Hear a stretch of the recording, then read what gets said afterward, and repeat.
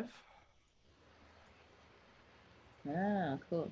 I used to hit it and say bam, but because of my internet, there was a 10-second delay between my saying bam and the actual bam. So I, I've stopped doing that. And when it gets going, we will start recording. Great. Cool. We've Yeah, I actually didn't. done a pre-interview for about 20 minutes. So I've gotten to know you before the actual interview, which is good. I like it. I like it. Um, Okay, about to start. Ready? Great. Okay. Yes. Ready. Hello to everyone. Welcome to Hybrid Calisthenics Podcast. I'm here with technique artist. She is a hand balancer and circus performer. If you check her out on Instagram, YouTube, just beautiful stuff. That was the first thing I noticed. I saw her on TikTok, and she had some beautiful, very graceful hand balancing, some of the most I've ever seen, and just struck me. So thank you so much for joining me today. You're welcome. Thanks for having me. Yeah. And again, you just have very nice, beautiful content, and I really hope to see it grow. It really struck me how almost peaceful you made hand balancing look. And I would not consider myself a hand balancer. I can do a handstand, but I mean, it's in the beginner stages. And when I saw you do it, I'm like, wow, this looks almost like you're dancing on your hands. Yeah, that's kind of where I had started with, like, that was not what I had started with. Obviously, you just start by learning a handstand, but in the beginning, I conceived of dancing both upside down and right side up and making it flow and making it almost like you can't tell the difference between which is upside down and which is right side up. Right, right.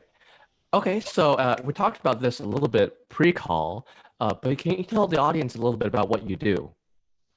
Sure.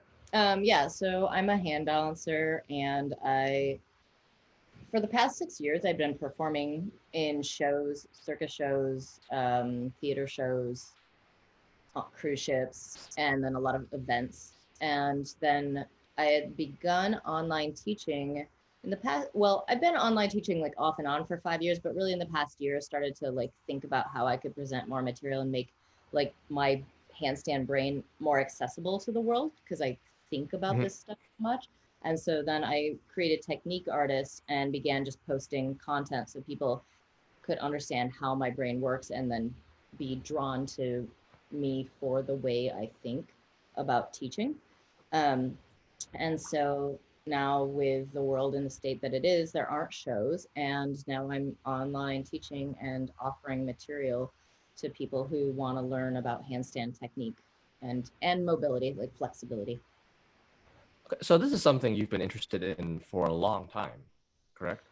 Yeah, pretty much my whole life, like ever since I can remember anything. I remember thinking that I am a flamboyant dancing acrobat on stage. Like I just knew it to be true. Um, and I didn't do acrobatics as a kid. I didn't do gymnastics or anything. I was doing music and theater kind of stuff. And it wasn't until an adult that I went to circus school and began training. And I was very quiet about it at first because I wasn't an athlete and I couldn't do a pull up or a push up or a split or anything as an Mhm. adult. But I just was so passionate. I got into it. I found some wonderful coaches, and it's all I would do until it became my full time job. And now Okay, it's so all I do. so that's actually an important distinction I didn't think of. So, technique artist here, she said she couldn't do a push-up or a pull-up and you wouldn't consider yourself a traditional athlete. In fact, you were a little embarrassed about it at first, but yet you still got into it. Um, so if someone were in your similar, if someone were in a similar situation where they couldn't do a push-up and pull-up, they can still start, correct? Absolutely. Yeah. I think that one of the reasons that I teach techniques so much is because I came in as an adult.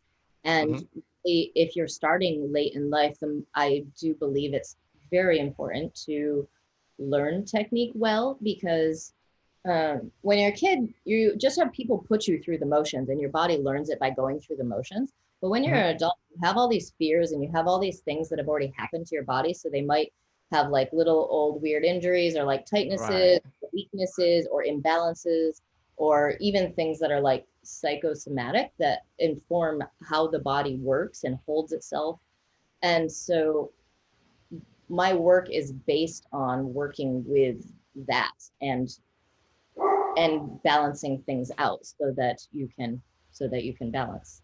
But yeah, absolutely, you can start as an adult, and especially handstands are very soft on the body as opposed to Mm-hmm. like tumbling or aerial, which can just be a little harder on the joints because of impact and because aerial is pulling inward rather than extending out.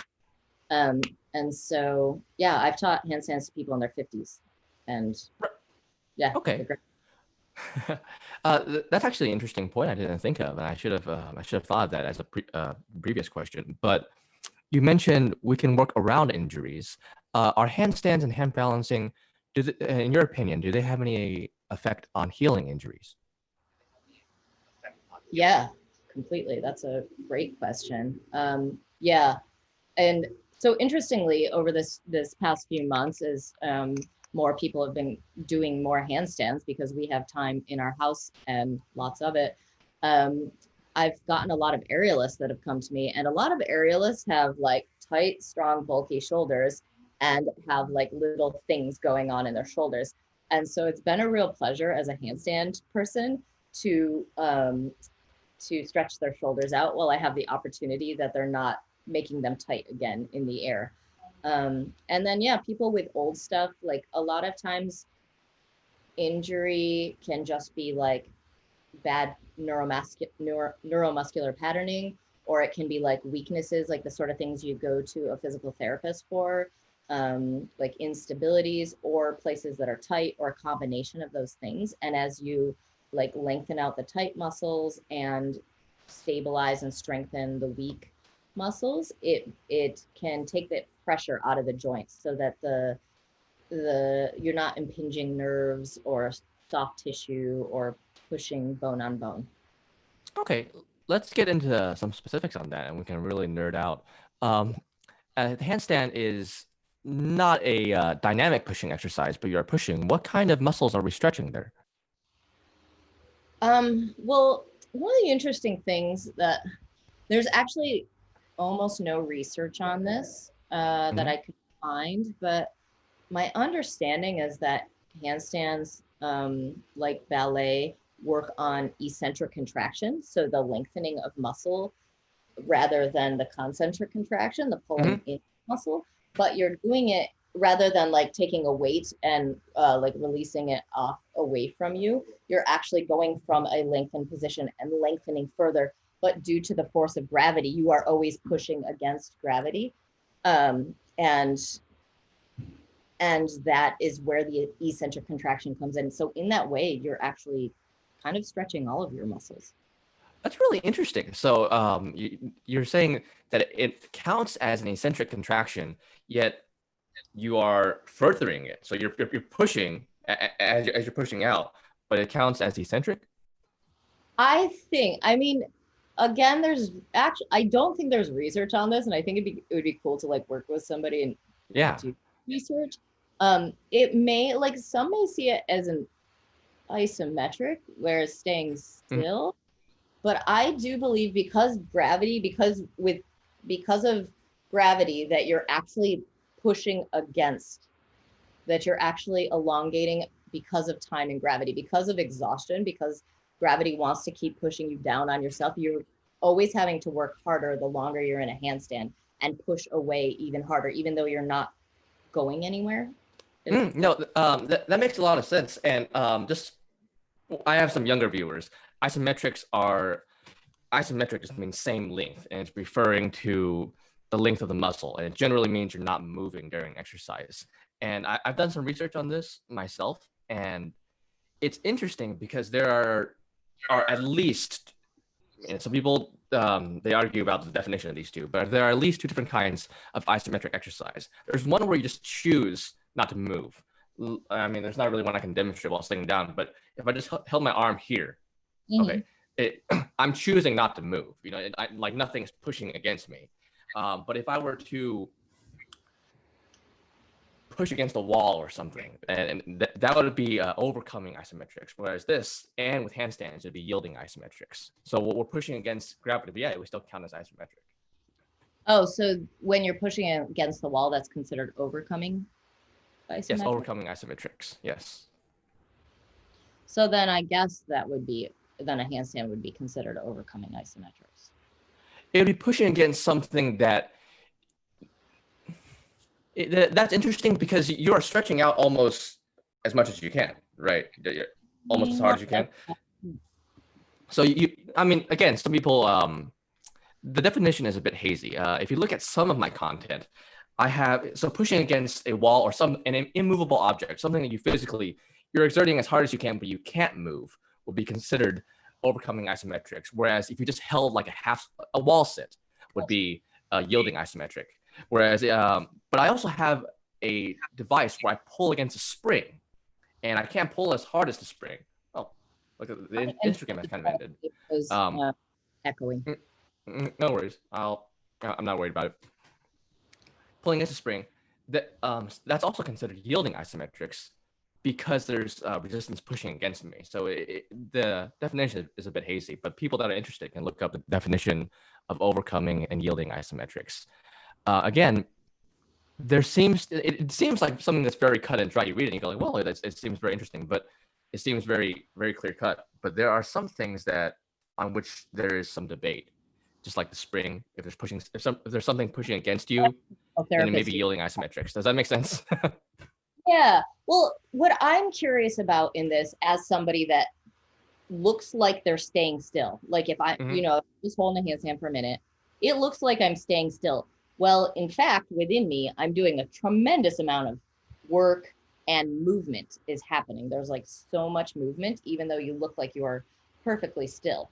And so to me, it's like, I almost think like hearing this, that isometrics is a myth because you're never staying still. Even when you're like staying still, like I still feel my arm working here.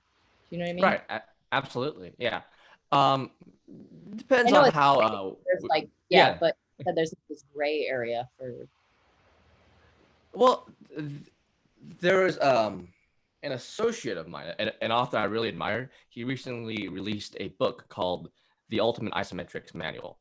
And in it, he's promoting an isometrics tool, but he's known for body weight and calisthenic stuff. And at the end, he includes body weight only isometrics. And in it, there's the handstand, there's the L-sit, like the human flag, things like that. And earlier in the book, he mentioned something called the loading reflex. And that is where your body limits, like in multiple forms of isometric exercise, sometimes your body limits how much force you can exert. So if you're trying to train strength and muscle, there are some forms of isometric training. And I know this really bores some people, but this is a podcast. This is nerdy isometric and handstand stuff. There are some forms of isometric training in which your body limits itself. And then as a result, you are limited in how much you can train strength and muscle and how much you can train your body in that sense. A good example would be, again, pushing against a wall.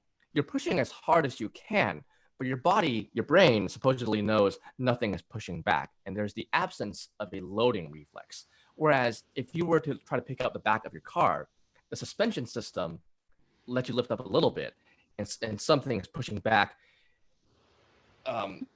just as hard as you're pulling up. Does that make sense?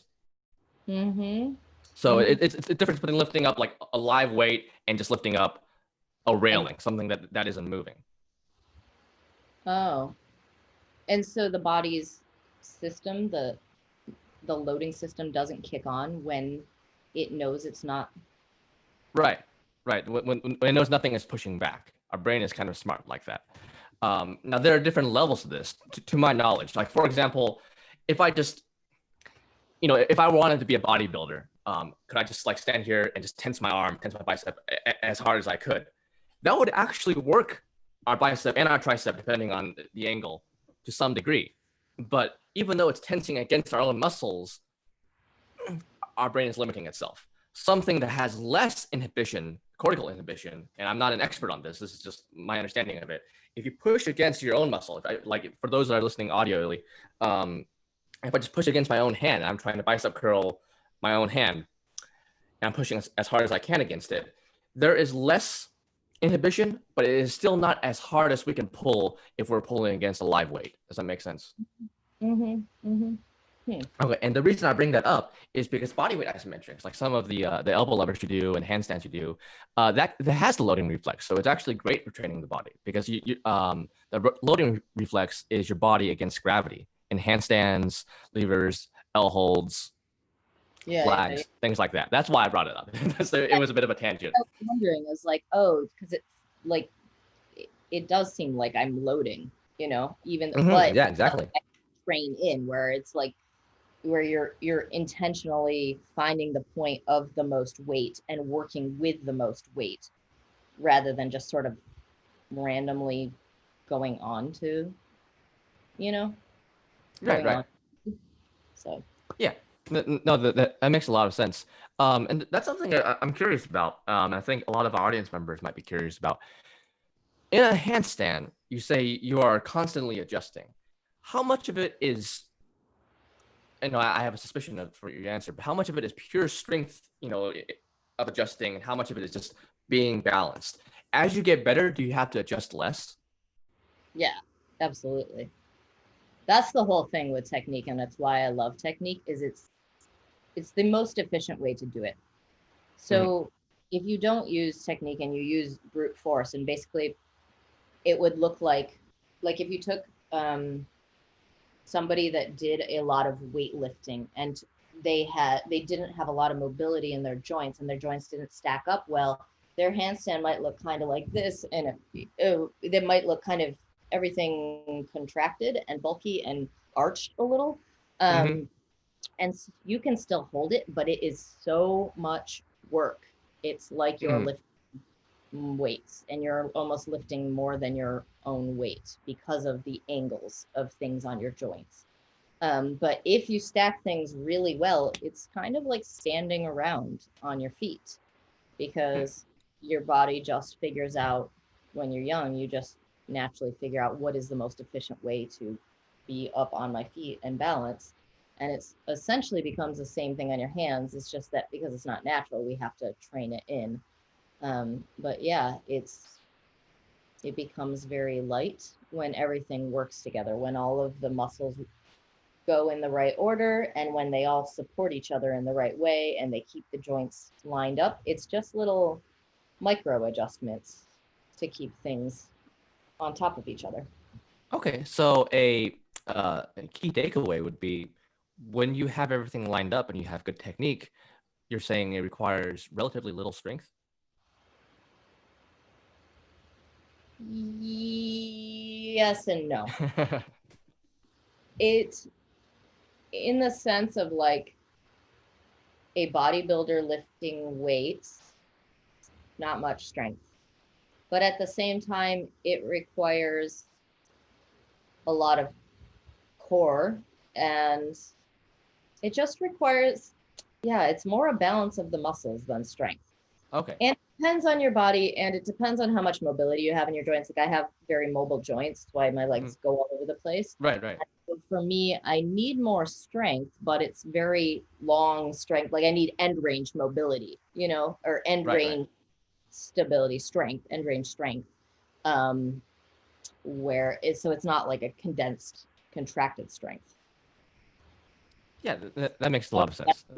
So it still requires strength. I mean, obviously, Almost everything like requires strength, but yeah, as you increase in skill, you need less strength. Perhaps you're not as inefficient if you point keep your is arms bent and such.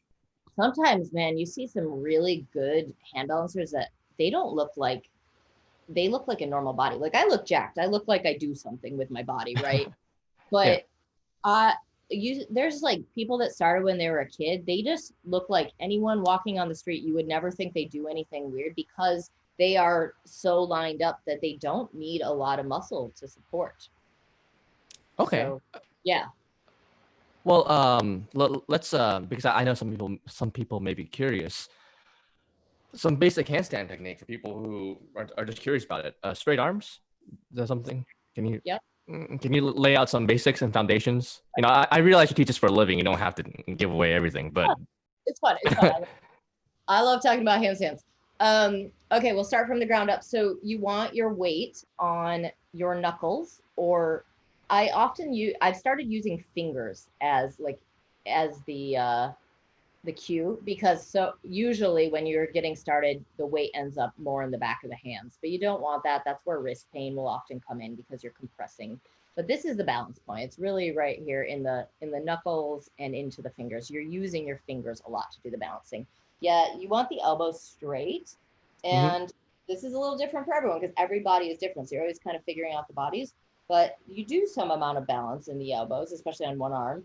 But essentially it's straight. The shoulders are pushed up. They're also in a straight line. So usually what happens when people are getting started, and that causes the banana handstand, is your shoulders close a little in the front and you overuse like your pecs, and then you Mm-hmm. arch back a little. So you're actually hollowing the chest and hollowing the stomach so that you make a very flat core, and then your shoulders have to open out and use the back of the, like between the shoulder blades, to hold yourself in a straight line. The hips, you want them actually very neutral. And so Mm-hmm. a lot of people will end up with a little arch in their back. And then once they start working a lot, they'll end up with too tucked of a pelvis. So it gets tucked under because they're trying to find that strength. But people usually overdo it. I definitely overdid it. Almost everyone I know overdoes it. In the end, you find a very balanced pelvis, and that gives Mm. you the most freedom for your legs. So then your legs can be in a straight line, or then you can do all sorts of fancy things with your legs. Um, and Okay, that's so I've heard basic. you mention. Go ahead. Go ahead. Sorry. Oh no, that's the basics. That's I think saw one of your videos, and you demonstrated it, where you said that if your pelvis was aligned, your body was aligned, you can do anything with your legs, and you started waving your legs around. yeah. How does that work? Like it seems like your legs would affect how your body is balanced, but when I was looking at you in the video, you weren't. You might have been making micro adjustments, but it didn't look like you were really moving your shoulders around as your legs were going left, right, up, down. How does that work? Can you do anything with your legs as long as your pelvis is aligned? Basically, yes. And that's, I mean, it just takes a lot of time training. But yeah, basically, like lately, one of my favorite cues for my students is keep your low stomach over your knuckles or your fingers. And there's this sort of magical suspension point where it really stays over it and your legs could kind of do anything. Um, but it Hmm. just takes a lot of training and proprioception to figure out what that actually means in your body. Okay.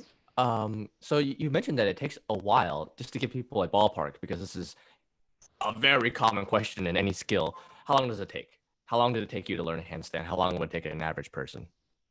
It's really different from everyone. For everyone, Mhm. depending on your body and your mind. Your mind is hugely involved in balance. It affects you tremendously. Probably half of my training was in my mind. So can't like half of what I do is figure out people's psychology and try to work with them the most efficiently I can. But Mhm. anyway, I think on average to get a handstand, maybe somewhere between 6 months and a year before you're like, cool, I can pretty commonly balance a handstand. But again, it just depends on like, did you have a martial arts background? Did you have a Pilates background? Do you have no background? How fit are you? Are your joints tight? Are your joints loose? How afraid are you? How old are you? And only I'm saying age because some people get more limited with age. Not everyone. I mean, if you're Yeah, coming into handstands, you're probably an adventurous person, right? I think I've seen Um, a 70-year-old do a handstand. I'm sure there are older ones. Absolutely, 70-year-olds do handstands. Um, and then to do a one arm handstand, which is really what hand balancing is not hands balancing, it's hand balancing. That they say it takes 4 to 7 years to become a hand balancer. I think I was holding one arm handstands. I started holding them around 4 years, somewhere in there. And they went Okay. in and out for years. It was like, cool, I'm doing these. No, I'm not doing these. Yes, I'm doing these.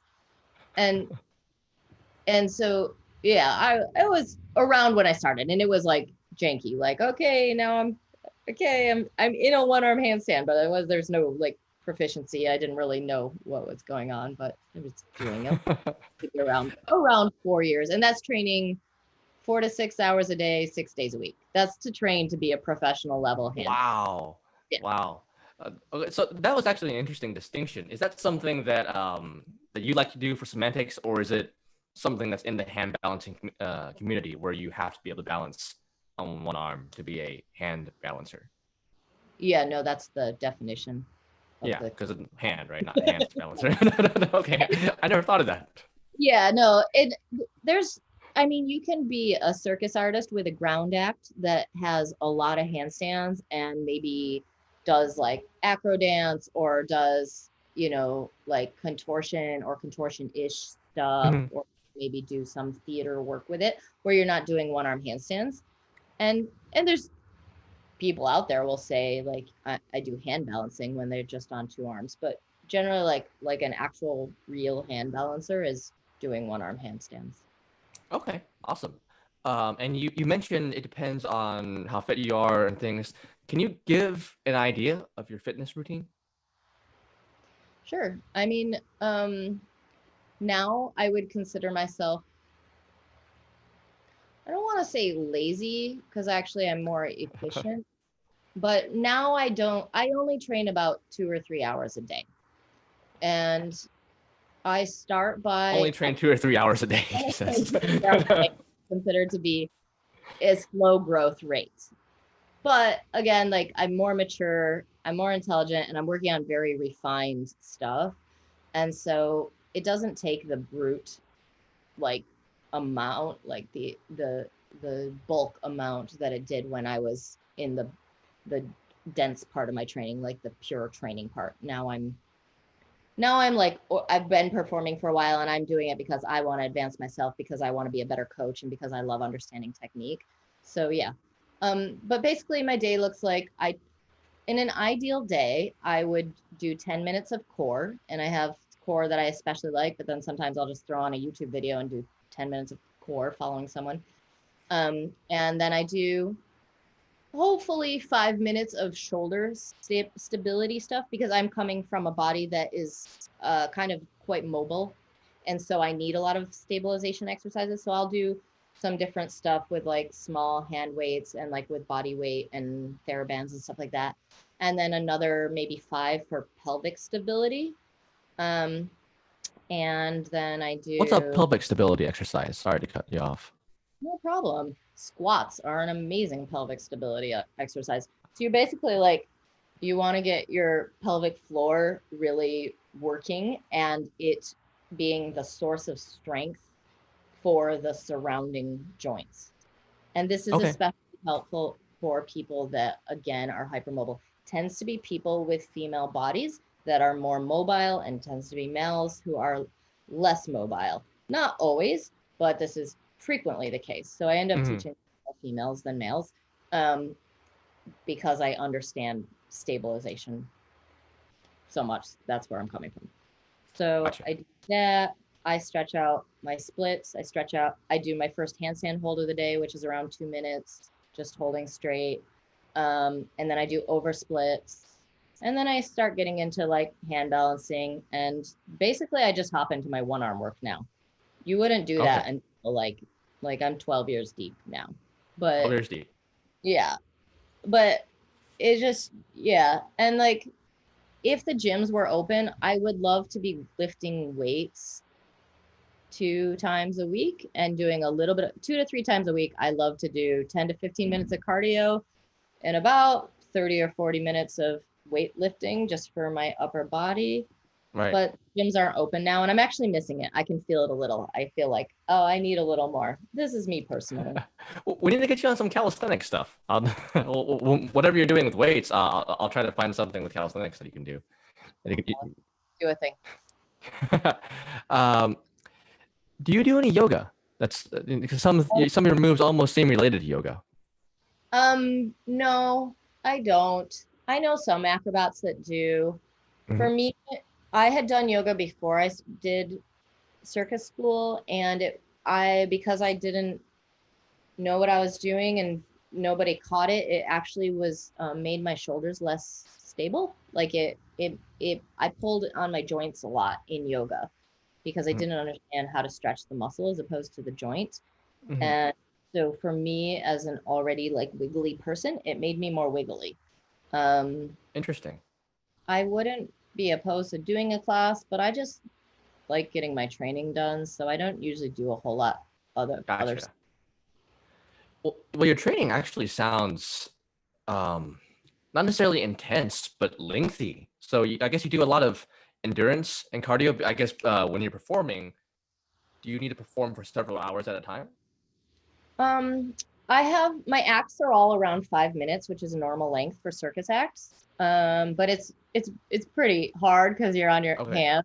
Like it's like 3 handstand times up on the canes, and then like I'll do some dance flexibility transitions off the canes, character stuff. Yeah.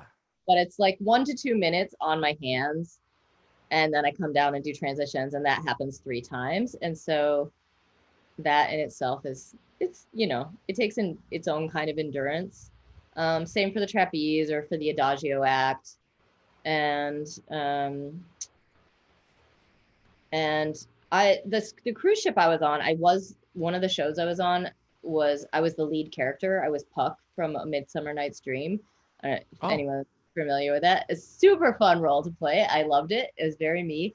But I was on stage for an hour. I came down from like the 5th floor in a hand mhm. loop, like aerial descending down, and then I'm like running around telling the story with physical gestures and doing hand balancing and doing a bunch of other acts throughout it. And I was on stage for a full hour and twice in a row, back to back, just once a week. But that was a lot. So it just depends. It depends on the show. Yeah, a lot of shows the acts are like 5 minutes ish, but depending on how much transition work they need, you might be on stage a lot. Right, right. Well, that makes sense. And I mean, 5 minutes on hand balancing act where you need to just keep the show moving and acting. Actually, you said that doesn't sound like a lot. It does sound like a lot to me. 5 minutes of hand Yeah. balancing because it's not just oh I can do one handstand for 5 minutes. Like you're moving your legs around. You're going into elbow levers. I don't know if there's a different name for it in hand balancing. Is it still the elbow lever? Yeah. Yeah, There's really, really cool stuff. And I still laugh at yourself. Yeah, sometimes I'm a little lazy. I only do 2 or 3 hours. Just to let my audience know. First of all, my fitness content, making hypercalisthenics, doing YouTube videos, TikTok videos, Instagram videos, actually cut into my fitness routine. So yeah, there are some days where I want to exercise, but I'm like, well, people want this is fitness routine stuff, but it's yeah. cutting into my fitness routine. So it happens. It happens. There are some days when I get my workout done in like 15 minutes. It's a very intense 15 minutes, but I get it done in 15 minutes. Yeah. And in fact, for those that are curious about pull-up work, just getting from regular pull-ups to the one-arm pull-up, I only did like 10 minutes of pull-up work every Wednesday for a year. So your body can grow on as little as that, depending on how you're stimulating it. For those that are That, curious, that's yeah, cool. I have to see your content more because yeah, that's a really great testimonial to how smart you can train the body, how efficiently you can train the body to do so. Like if you did that work once a week for a year and then could do a one arm pull up, like I right, think right. that's awesome. And I mean, at the time, I could do like, I was relatively strong. You can tell I'm not a super heavy person. Just to give people a baseline, I could do around 15 pull-ups at a time, slow and steady. So I mean, it was okay. Certainly not amazing. So that was the baseline where I started, and just delve a little bit into nerdy, not scientific stuff, but just specific stuff. What I was doing, it was a combination of muscular training and neuro training. Cool. So for muscle training, I wanted to give my body time to adapt. I could have gotten it sooner, depending on how I trained, if I trained every day. But then I could make my muscles be able to move the one arm handstand, but I'd probably have joint pain. So I trained, it wasn't because I was lazy. I intentionally trained it only once a week, maybe sometimes twice a week, um, to give my joints and my body time to adapt to that. So in some ways, and some people would disagree, if you're training your body and you want your muscles to adapt, you would train as little as possible while still giving your body the stimulus it needs to grow. So you stimulate it, wait for it to grow. That's how I felt today because today I did an especially short training, which was like 2 hours, Mhm. and I, but you know, like the warm up is so specific, and that's Right, right. so for me at this point. But then I'm just working on this. Like I'm working on holding a one arm handstand with my legs together and my other arm up by my sides, like that super straight line is one of the hardest technical handstands you could do. Hmm. But I felt like, oh, I got the thing in my body that I needed to understand for today. I knit that little piece together that I hadn't yet done yet. And then my job is done. I don't need to do a million times. I needed to do those really correct times, and Hmm. I can walk away. Right. And that's actually the the opposite end of the spectrum of what I was doing. I read a book called Convict Conditioning a while ago. It was written by Paul Wade. It was a man who, he went to prison, but he was teaching. He learned calisthenics there, and that's what he was teaching. And consolidation training was him training very frequently, but never going to exhaustion. That would allow you to train frequently because it like if you did as many Mm, pull-ups as you could do, you would need a day or at least probably a day to heal, at least depending on how fast you heal.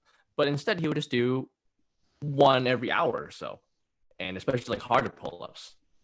oh, interesting. Okay, right. And how he explained it was you are training your nervous system to do the movement more efficiently. So you're not pushing yourself. It's relatively hard to grow muscle this way, but you're training for more perfection of movement.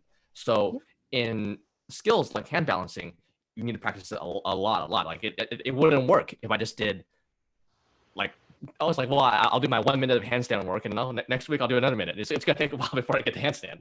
So with skill work, it's almost like that, and there is skill in something as relatively simple compared to a handstand in a pull-up where you're training your body to move more efficiently. So if during the one arm pull-up, which is how he learned it, it's not quite how I learned it. After he could kind of do one, he would do one every 2 or 3 hours because it was intense enough that it would drain on his body, and he did it frequently. And over weeks and over months, he got a lot more reps in as compared to doing it once or twice a week and going to the exhaustion. And as a result, his body learned the movement faster. So you see some people who are really, really strong that are just even smaller than I am. And I'm not a big guy by any definition. So, and that's how it is. They train for efficiency of movement. Yeah, a lot of in my harder training days, I would do 2 sets of hand balancing, and I know a lot of hand balancers that do a morning set and a night set of Mm-hmm. training because it's like the more familiar your body is with going there, the more familiar your body is with going there. Right. And well, while we're on the subject now, this is going to make you, as a hand balancer, cringe. Um, so there are 6 main movements that I do. And these are all different families of exercises. So they go from really easy to very hard, but there's different ones like push-ups, there's wall push-ups, one-arm push-ups, things like that. So there's push-ups, pull-ups, leg raises, bridges, squats, and the 6th one is handstand push-ups. And usually for beginners, I don't have them do that. But for handstand push-ups, I learned it. It was against the wall, so it wasn't the balancing part of it. It was for upward pressing strength. The point of it was, so it was the point was to make it hard on yourself. So I did bent arms because I didn't want to make it easy on myself. Um, and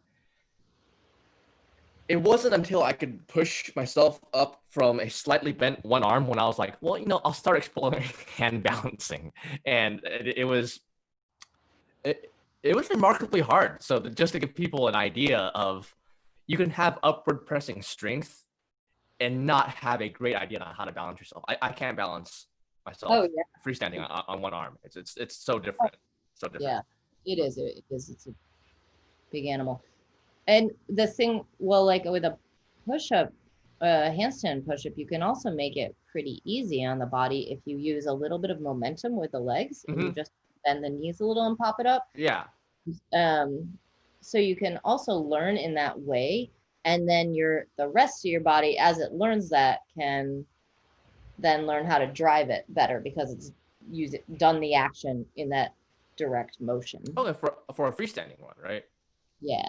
Yeah. Oh, well, that's something I'll have to try. So it better your body learns to drive it in that direction because of that little kip from the Yep. bottom. Yep. Okay, interesting. See, I was always told not to kip because again, you want to make it hard on yourself. It may be, but Come from but I both mean, ends. The Yeah, kip would from both give ends. you Yeah. the I mean, as far as, go ahead. I think the kip would give you the neuromuscular patterning, where the what you Yeah. do would give you the brute strength, and then you could have them both. Yeah, no, I'm not against that, especially for people who can do a handstand and a handstand push-up, and you wanted to learn the freestanding handstand push-up. Um, just thinking about it now, yeah, I'll have to try that. It seems like it's something that could help. It would help you because you're going in a vertical direction. Your body naturally wants to go vertical. That's something I'll have to try. It may interest you, and you can give your just it's not a direct question, but you can give your general opinion on this. That the holy grail of progressive calisthenics training. A lot of people are going for it. No one's really done it yet. Like even an ugly one, like the one I've seen on YouTube, very impressive, but it's not quite what it is the one-arm handstand push-up. Some people say it's impossible. I don't think it is. I don't think it is, but I don't think everyone can do it. But, yeah, I dated someone that could do it, and it's super rare. Like going down to the croc basically, but coming up through a push-up. Oh yeah. No, I'm talking like straight handstand, back of your palm to your head. Oh, to here? Yeah, and up like this. Yeah. But no, the one you're talking about, the one arm elbow lever that's also called a one arm handstand push up. But that one's like a plunge, like going through a one arm plunge. Yeah. Right. Wait. What? Wait. What was what were you? Was that a question? No, I thought that's what you were talking about with the one arm push up, because it's kind of like coming. Yeah.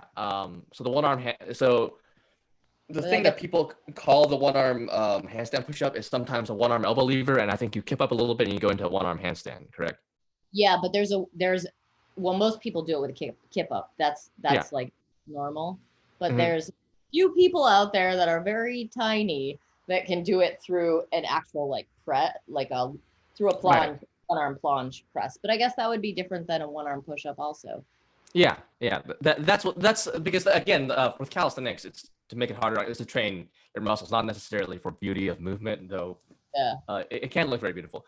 No, the idea is just like think of a handstand against the wall. Someone will have to do it against the wall before anyone tried it freestanding. So one arm, and then hand either down to the point where your head touches the ground, or where the back of your hand touches the ground. That would be the one arm handstand push-up. Wow. That's like the thing that you were all like, oh wow, one day someone will do it. Well, and it is really cool. But as I've explored it, I've tried different angles. I've tried training isometrically. I've tried different things. Well, first of all, like wow, it's a lot harder than even just holding yourself up on one arm, because even as soon as you start to bend, even down a few inches, it gets astronomically harder. Yeah. It kind of, while I do love calisthenics, it's probably how you feel about hand balancing and stuff. I sometimes question the functionality of that, where, let's say I get to the point where I can do that. Would that be as functional as if I just kept learning, like, for example, weighted handstand push-ups to where it's on the side? So that's something I question, where, yeah, it's really cool and I want to do it. And I mean, if I were the first person to do it and catch it on video, because supposedly people can do it, but no one, I haven't seen it on like a YouTube video or something yet. It would bring some notoriety to my brand, and that's nice. But the functionality of it, I do sometimes question, because it is tricep strength, it is shoulder strength, and that's good. But there may be better exercises for that. Do you see what I mean? You just want to be able to do the push-up. You don't, not the balance. You just want, like, you want to be able to do it against the wall or whatever. Yeah. Well, and I mean, eventually, if I could do it freestanding and have it look nice, that would be really cool. At that point, I would be like, I could die in peace.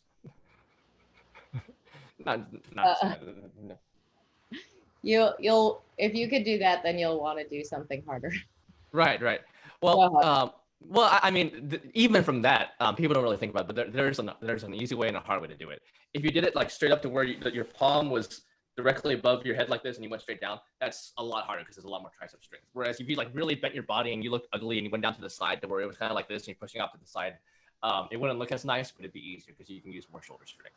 If that makes more sense. Yeah, this seems like this also has like a lot of flexibility involved in a way. Mm-hmm. Yeah, it does, and it's just an incredible amount of strain on the elbow joint. But it's something that I would personally like to do before I died. It's not my main goal. I was kidding about that. But as far as calisthenics goals, it is just to give you an idea, some people don't work towards it, but it is considered the holy grail of calisthenics, as far as I'm concerned. Yeah. I And I will. there, go on. I'll ask around with the hand balancers and see if anyone's done it. Yeah, a hand balancer might very well have done it, because some of them are like I imagine you have to be pretty light to do it. I've heard there's some stories of some people who are 180 pounds and do it, but probably easier if you're like 140 pounds. Yeah, ask around. I'd love to see it. Tell them to get it on video, because there is not one on YouTube. I check frequently. There is one where someone is facing. So again, this stuff probably makes you cringe as a hand balancer that goes for beauty of movement. So he's against the wall. His body is facing the wall. His face is facing the wall, and he's going down. But he's going down not like this, not where he's bending his arms hardly, but he's going down kind of like this. He's contorting his body down like this. So you would have to, because it's like to get the balance point. It's not direct. Like right. But he wasn't bending his arm that much. It's still very impressive, but not what I would consider. I'll send a couple messages out and see what people do. It's not my realm. It's not that I know. Yeah, this is brute. Much bent army stuff other than the levers. Yeah, let's talk about the one arm elbow lever now. Is there any general technique over that? That you'd like to expand upon? Okay, sure. It's surprisingly easy, but it's hard to learn, and it's uncomfortable on the wrist when you learn it until you find the balance point. But it's much easier than a one-arm handstand, for sure. Oh, really? Yeah, by a lot, and people are really impressed by it. So it's like a really good, trick in the bag. But to do it, you very much turn sideways. So like if this is your cane, or if you're on a little bench or something, you would turn your body sideways from it and line yourself up. So like this would go in the middle of your body, and then the balance point is just inside. If you were like drawing a line from your hip bone to your belly button, to not be technical, but like if you're going in that direction, it's basically just about an inch or so up in from the hip bone. And there's a sweet spot for everyone, and it's not comfortable for a while where you jam your elbow in there.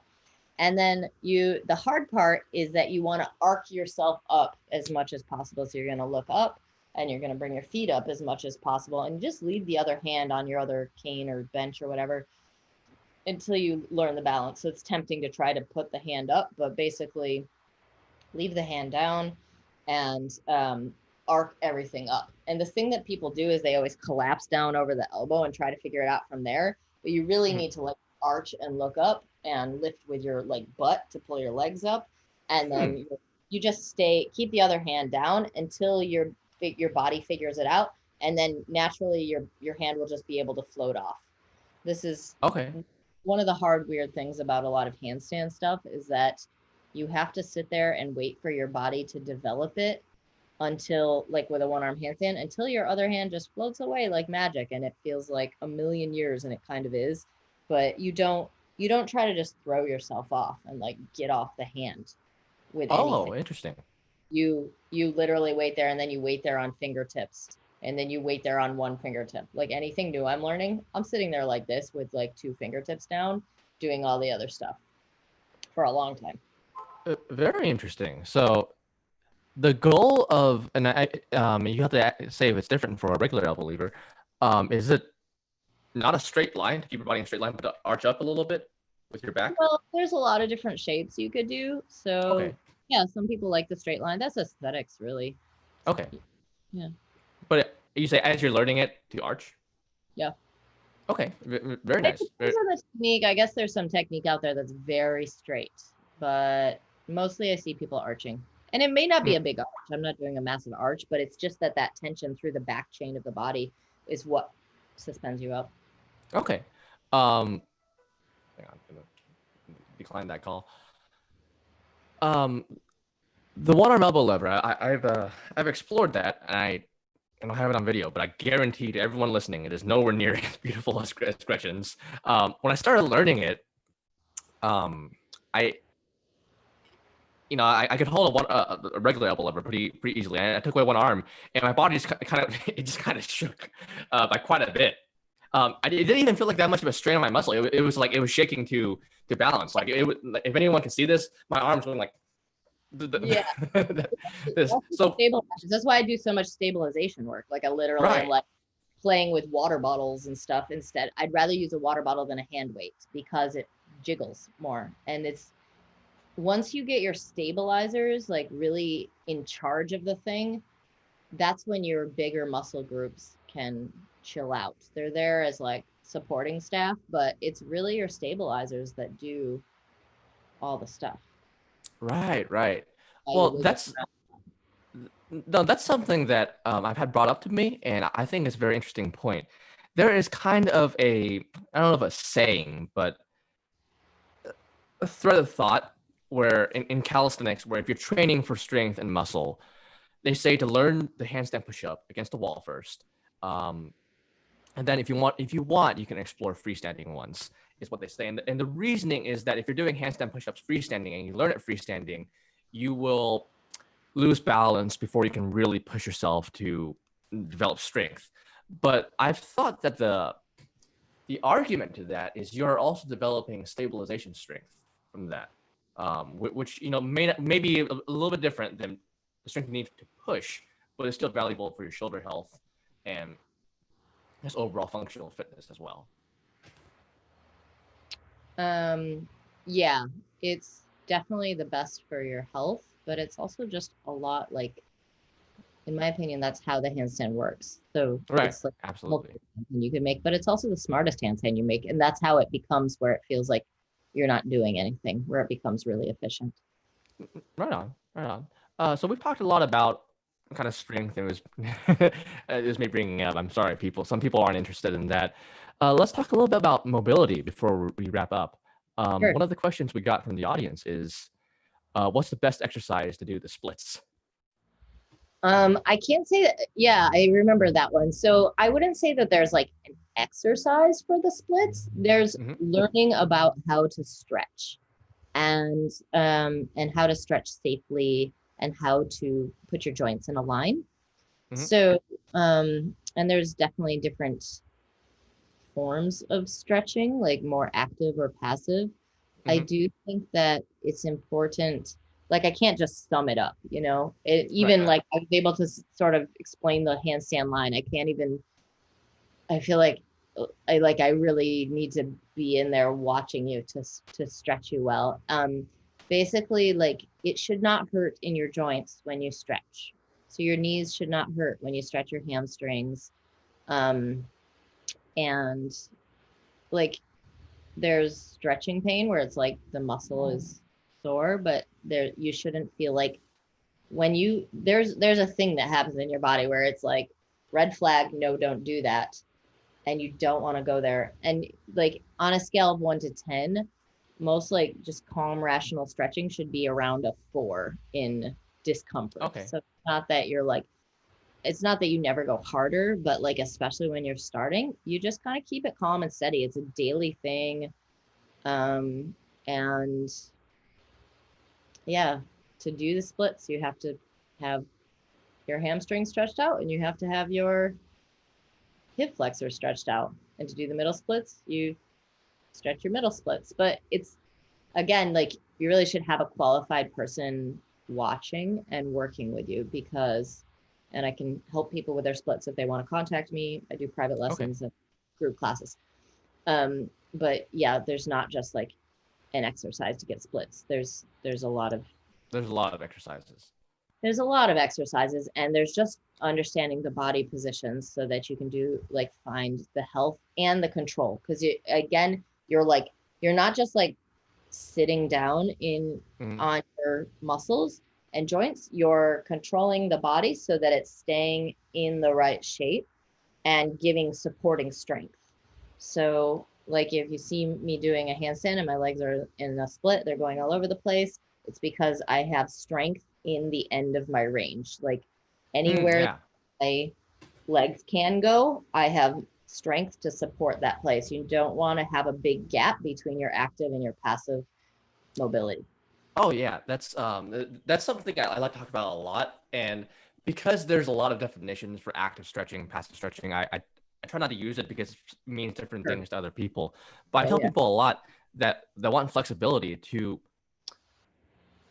in my opinion, to develop strength flexibility. So if you think of someone who can do the splits, um, and that's really cool, especially if you want to do that. But if they can barely, some people can do the splits, and they can barely, if you ask them to lift up their leg from a standing position, they can barely lift it beyond their knees. So you Yes. have flexibility, but do you have mobility? And Yeah. this isn't a direct um, physiological law, but I like to say that mobility is flexibility plus strength, because if you don't have the strength to move into your areas of flexibility, it's not really mobility.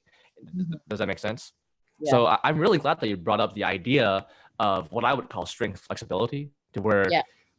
because if you relax into everything and you're talking about your body, that point where your body tells you to stop doing something and you want to stop at a 4 on a scale between 1 and 10, some people can ignore that. Some people they train Sure. to ignore that, basically, and they Yeah. keep pushing themselves.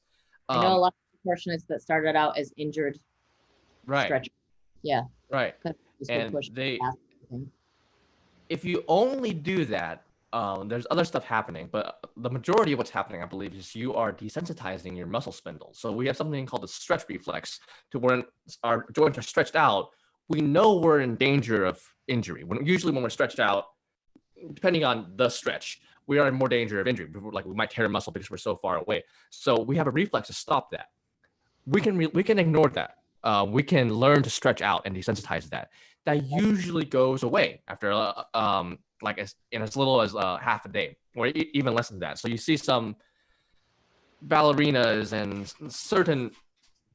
Sorry, I have a new puppy. I have a certain disciplines where they do a lot of stretching beforehand, but that passive stretching, it doesn't last. You know, it's kind of like you've desensitized it and your body's like, okay, well, we can go into this area of flexibility, but it's not, I almost want to say it's not your real flexibility, if that makes sense, because you Yeah. don't have the strength to go into that. It's very temporary, and Yeah. you are more prone to injury that way. Yeah. Yeah. So again, like the first thing I start out, like I said, is all the core and hip stability. And then I do all my splits and over splits. So I do sit down and it's like I'm active and I'm controlling where my leg is. But Mm-hmm. can I see your puppy? Sure. Sure. I'm active and I'm controlling. It's new, so it's new, so I'm keeping her there until Uh-huh. she until she learns to behave herself. You know, I had her outside and she was trying to crawl through the holes in the railing and stuff. Puppy. Amazing. Thank you. So yeah, I both sit in my splits, but I'm also very active because like my knees they'll hyperextend. And so I have to keep my joints very lined up using all my muscle in order to protect my joints. So it's active even in the passive stretching. And then Mhm. there's also the active range where I'm like kicking and lifting and stabilizing and all that to move through those places. Okay. And just to answer a question, I'm sorry if you touched upon this earlier, because I think you hinted towards it. This is a question a lot of people have. How long would it take someone to learn the splits? And I know it depends, but Yeah. it's a very common question. Sure. Yeah. No, it's completely based on your body and your mind and the steadiness of practice. There's no way to tell you how long it would take because it's going to be different for everyone. I think Hmm. when I started, I had my splits in a year or a little less than a year, but I'm Hmm. naturally flexible and I weren't that far off the ground to start. Hmm. Uh, some people never get their splits. Some people are like kind of just born into them almost. Hmm. Uh, but I would say one of the best things you can do for your flexibility and mobility is be consistent, be doing it pretty much every day. You don't want to push it hard and then Hmm. forget about it for 5 days because everything will contract back up. So it's better to just be like slow and steady and consistent. Um, How long do you do it every day? as needed. I'm in Spain in the summer right now, so I Hmm. can just about sit down in my splits to get started for my day. Um, but I would say my stretching is about 15 minutes right now a day. Okay. But this is just me going into, I'm not pushing flexibility. Well, Hmm. maybe open on my hip flexors a little, but I'm not really, I'm not stretching for increasing flexibility. I'm just stretching to go into my full mobility because it makes hand balancing easier. That's a very interesting point to throw out there, that flexibility makes hand balancing easier. So for example, like a one arm press, pressing onto a one arm handstand, I'll just tilt my leg on up there and pretty much lean into my one arm handstand. But if you don't have a leg that can go all the way up over there, then you have to use a bunch of strength to do it. So a lot of big splits, we just like put our legs where it's a really very much a matter of knowing where you are in space so that you can use it to your advantage. That's an interesting point, because as I was learning hand balancing, I saw some people kick up, some people almost jump into it. And I've seen some people, and it looks a lot more graceful this way. They just kind of lean forward and they go into, that's a press handstand, right? Yeah. Well, yes. Like even with a press handstand, I completely use my flexibility. I just pull myself split as possible, and then it doesn't feel like anything. Right. Do you need a significant amount of flexibility to do that? Yeah. It's more than average. Yeah. The more easier to find, less strength you need. The more flexibility that you have, the less strength you need. Okay, makes sense. Do you is it easier to find your balance that way if you have the flexibility for it? No. And then if you jump into it?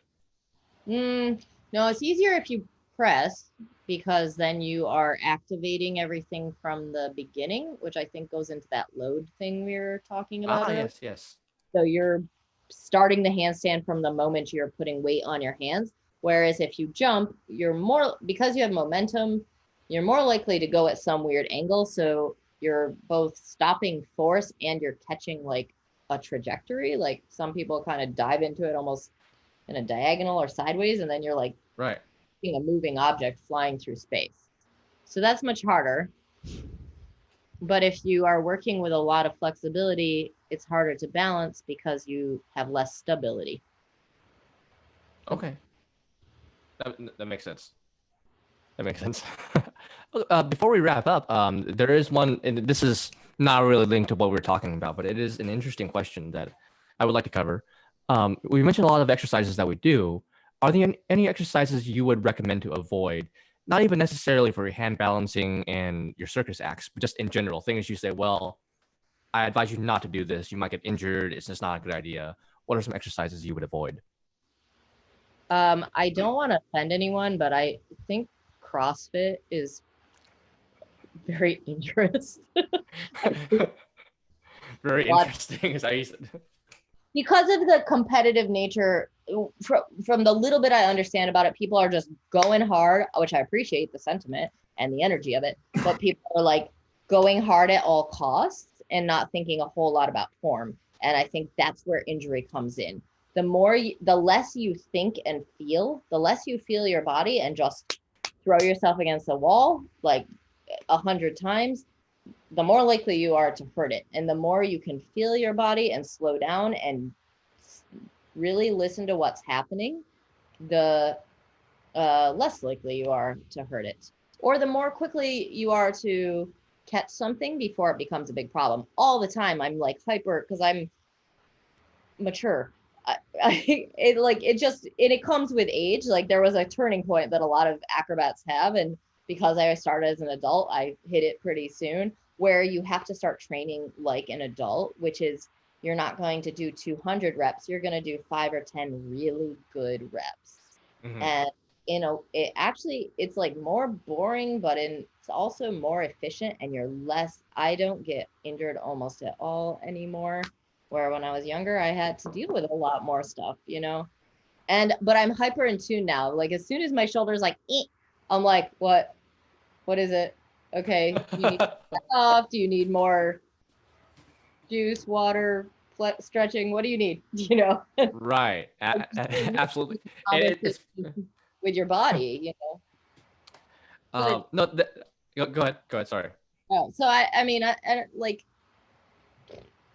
it just like you can bring it into any sport. I see runners that have really good form and can run 100 miles And then Mhm. you see runners that are just like, they're just running for. I don't know how to run. Really, I take my handstand form and on the rare occasion I do a run and I try to apply my handstand form into running, but I still end up with a sore knee. I And got you.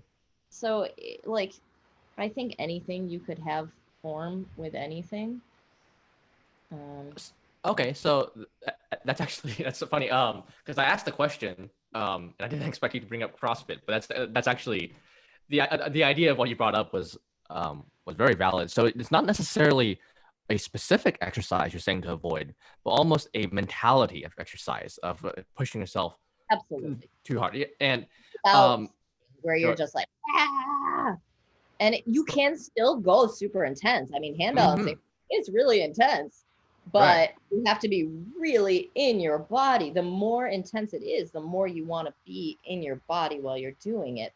You don't want to check out from yourself. You want to be holding yourself through this and really checking in all the time. And absolutely. I think 2 or 3 podcasts ago, I did a interview with another TikToker. Well, the TikToker among other things, but it was the Iron Tamer Dave Whitley, and he was a strong man. And Mhm. here's this quote he brought up, and it's not. He said it wasn't from him, but he said if you listen to your body's whispers, you won't have to hear its screams. So listen to your body Love and it. listen to what I it's telling you. Yeah, absolutely love it. That's exactly what it comes down to. and yeah, some I mentioned in this podcast, some of my workouts are very intense. I'm pushing myself really hard, but there's a good way and a bad way you can do that. And almost as a general rule, I don't want to say this because I mean there's like explosive movements like clapping push-ups and stuff, but generally if you're unsure of a movement and you don't think you can do it, I generally would not like try to like push yourself into it with Oh, momentum. yeah, Oh yeah, yeah, if you can't do it, you can't do it. No one's watching you. No one's making fun of you. You want to develop your body, your skills for yourself. yes. That's And an excellent point. there was there's a sports scientist, among other things. I'm not sure what he calls himself nowadays, called Pavel Tsatsouline, and he's one of the pioneers of bodyweight training. Hmm. um, I shouldn't say pioneers. He helped popularize it, especially in North America. And he Okay. did an interview with Joe Rogan, where Joe Rogan brought up, and they also talked about CrossFit and the idea of one more rep. Yeah, I think that was their their slogan. One more rep. You keep pushing yourself. And Joe Rogan said, "Well, do you think that's the mentality of a champion to always push yourself and give 110%, so to speak, and always push yourself?" And Pavel said, "That is the mentality of a champion, perhaps in competition, not necessarily CrossFit, but like if you're pushing yourself, you're going really hard during a competition. But the best way to train yourself, in his opinion, in his what I consider a very educated opinion, when you train, it's almost like going to work.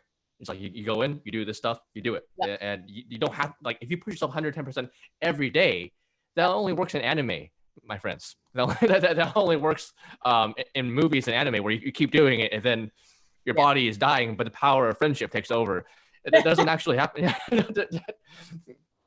It doesn't actually happen. Take care of yourself. Like if you can do 10 reps of something, it's okay to do 8, especially if that gives you Yeah. more drive to do it the next day or in 2 days or 3 days. So Yeah. that's just my opinion on it. My opinion on it. Absolutely. And some days your body's like, it wants to do 100. Your body and your brain are like, yes, we're doing all of this and then more. And later I'm going for a run. And then some days I'm like, nope, that was good. I did those 10 really well. And it's too hot. I'm gonna go in the ocean now. That's really nice. Before we wrap up, is there anything you would like to tell the audience? Anything you'd like to promote? Oh, sure, yeah. So I'm not. I want to talk to you about social media, maybe off time, but I'm Sure. not on as many things as you. But I do. My main platform is Instagram for my teaching, and Okay. so if anybody wants to work with me, I do online private lessons, I do small group classes, and I do workshops. I have one space left in my hip stability for handstands tomorrow, and I have a book, an ebook called Happy Wrist Guide. So it's all about the hands, wrists, and forearms as they relate to handstands, because one of the biggest complaints that happens first is my wrists hurt. And so there's a lot of form and technique strengthening and self-care that can go into making that part of your body happy. Is just my first product. So you can find me on Instagram at technique_artist. And you can see some more of my performance stuff at Gretchen in Motion. But if you would like to work with me, that's probably the best way to find me. I'm also on TikTok and uh, same thing, technique artist. And um, yeah, I'm working on making more workshops and more downloadable products for people to learn more about handstand technique and stretching. All right, that sounds good. And I'll link it when I upload the video. I'll put it in the description, and I'll try to promote your things however I can. Thank you so much. All right, I'm gonna go ahead and end the stream. Let's Great. see before I end the actual recording. So there you go.